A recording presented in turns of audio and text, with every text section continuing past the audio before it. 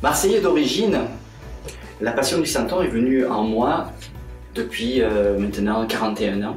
Alors c'est vrai que cette passion du santon, elle est un petit peu inexplicable puisqu'elle est apparue, j'avais 17 ans. Et j'ai eu un morceau de terre dans mes mains et de ce morceau de terre est né un premier santon qui est toujours présent dans mon atelier.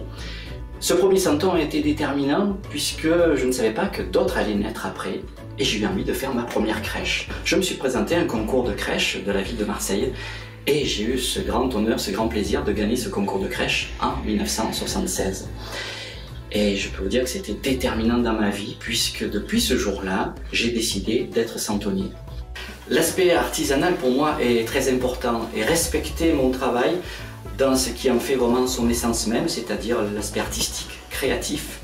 Donc être santonnier, c'est être avant tout historien, aimer son histoire, aimer l'histoire de la Provence, ce que je fais, ce que je recherche incessamment dans les archives et les musées.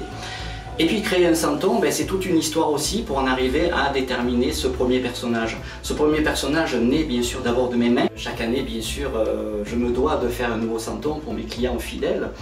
Et cette année 2017, j'ai mis le phare sur un personnage quand même typique dans le pays dignois, c'est le chef de gare du train d'Épingle.